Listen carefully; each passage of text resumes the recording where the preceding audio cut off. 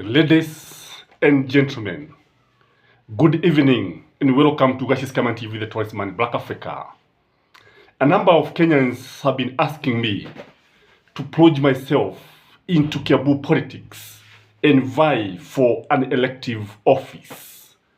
In fact, many people believe that I can send Kawajiko home as early as 8:10 a.m. in the morning during the elections.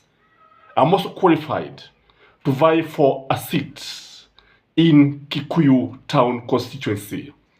That is a fact because I can meet all the threshold that is required to vie for a seat in parliament.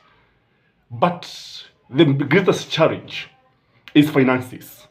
In fact, a number of my friends have been asking me to open an account and they would fund me because they know that campaigning requires a lot of money. I'm yet to make a decision about that. But let me ask you, wewe unafikiri nimetosha kumfukuza Kawajiko, kumpeleka nyumbani, arejee akauze yale maini ya kuku na vichwa vya kuku? Unaonaje? Are you ready to fund me? Because I cannot actually manage without the funds. But that is not the issue here.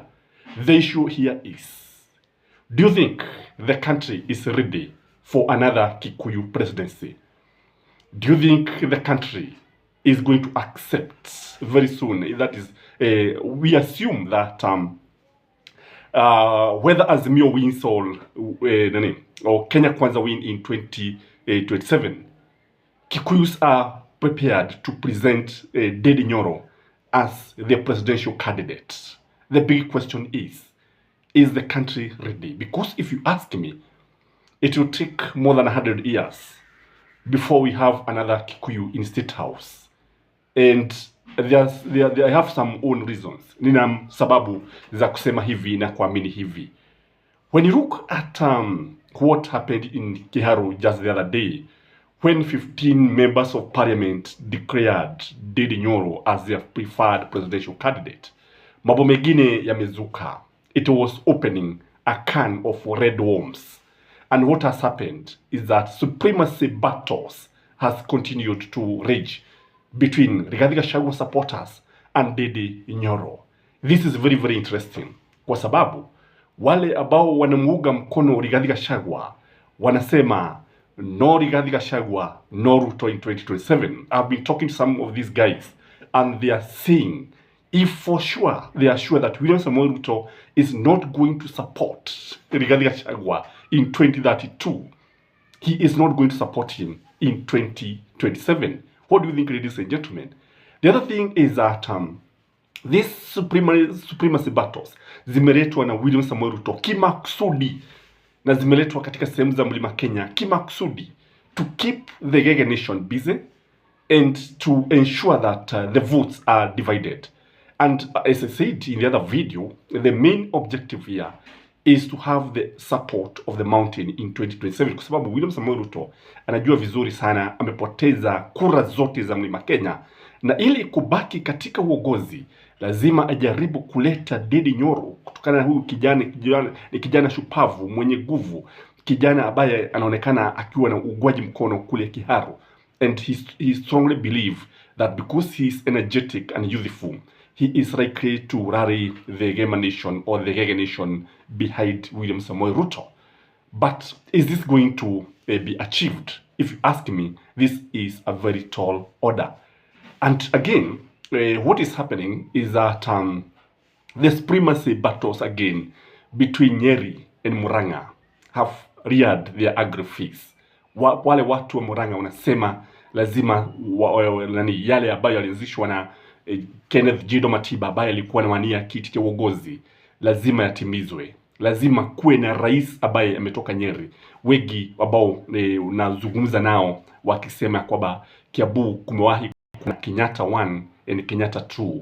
Nyeri has had Kibaki, and now it is the time for Murang'a. And remember, the people of Kiambu strongly believed that uongozi haungeweza kuvuka mto Chania. Na wakati unakumbuka vizuri sana, when Kibaki became the president, literally they went to River Chania to celebrate with presidential motorcade when he was going to Nyeri the first time after he became the president. Something else that is happening is that Babu Owino seems to have been roped in this kind of supremacy battles. I don't know whether you have noted that Dedi Nyoro and Babu Owino have become very cozy. They have become very close, very friendly. Most of the time unapata hata wakiwa pali pamoja, wakihudhuria mikutano pamoja, and Dedi Nyoro is full of praise of Babu Owino, akisema kwamba vile alilelewa maisha magumu kule vijijini, what, and it is surprising because I strongly believe what is happening is that Kimani Ichung'wah is being left out, na sasa watu, because he will be made irrelevant, wale watu ambao wanaletwa ni watu kama Babu Owino, and I want to be surprised if Babu Owino is approached to be Dedi Nyoro's running mate, because ukitazama utaona kwamba Dedi Nyoro is trying to play what we call national politics, and ukitazama utaona kwamba anajaribu kutorokea hizi siasa za vijijini na anaanza kucheza karata za kitaifa. How he is going to play it all depends on many factors, because a day in politics is just too long. Now there are no permanent friends and no permanent enemies. Unajua vizuri sana, politics is a very interesting game and also a very dirty game.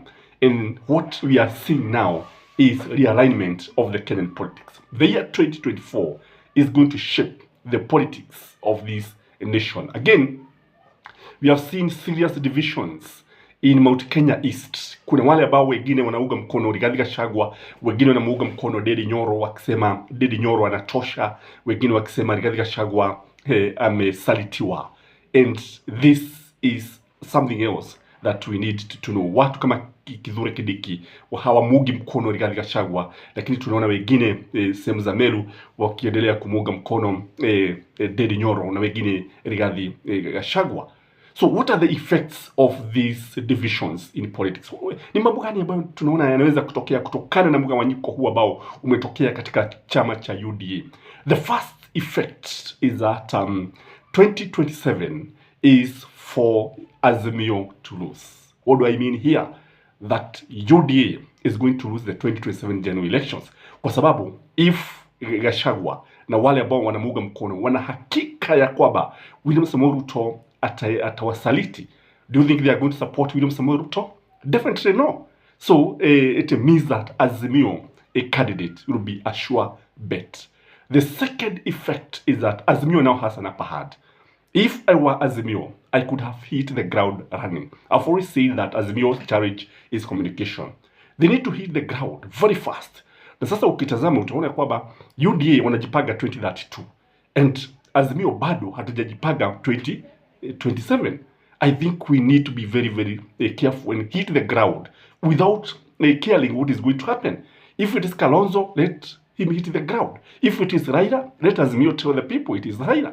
Kama ni mtu mwingine, kama ni Martha Karua, yote yule, hata kama ni Wajakoya, wajitokeze ili wajipange vizuri, because now they have an upper hand kutokana na huu mgawanyiko ambao umetokea katika chama cha Kenya Kwanza. Again, Mulebe Nation will be betrayed, and they are feeling betrayed, a feeling of betrayal. That is why I'm saying, if I were Raila Amolo Odinga, when people started declaring Dedi Nyoro as their preferred candidate, I would have moved very fast kule Vihiga na kule kwa speaker, nikiwaambia kwamba angalieni vile mmesalitiwa na William Samoei Ruto. So what are you doing in UDA? What are akina Cleophas Malala doing in UDA? I would make them very, very unpopular. So what is going to happen is that Mulebe Nation is going to support Azimio candidate, and William Samoei Ruto and Kenya Kwanza should forget the Mulebe Nation votes in 2027. That's why I'm telling you what William Samoei Ruto is doing. Anajikaga kwa mafuta yake mwenyewe, anajitia kitanzi yeye mwenyewe, kitanzi cha kisiasa. Again, because of this, I know that the Kikuyu presidency will be resisted by many communities, because what we have, a country of 45 tribes, what is going to happen is that we are going to have a situation like we had in 2027, when we had 1 against 44, but now we are likely to have 1.5, and that is the Kalenjin nation against Kikuyus, who will be divided among the counties, and it is going to be very, very interesting. And this one is going to make Uhuru Muigai Kenyatta more relevant because people will expect him to come out atoe mwelekeo wa Mlima Kenya kwa sababu vile ambavyo mambo yanatokea. So as the 2027 politics shapes up, kuna mambo mengi ambayo tutazidi kuona hapa. Siasa zitazidi kubadilika kila uchao, and I don't know what Raila Amolo Odinga is planning. I don't know what Martha Karua is planning, but or even Steve Kalonzo, I don't know what he's planning. But one thing I'm sure is that William Samoei Ruto amepoteza 2027 because of what he's doing, because of this kind of divisions, because of this kind of restlessness, because of this kind of recklessness. I think he has lost the 2027, and that is my take. Please enjoy your weekend and have a lovely evening. Bye-bye.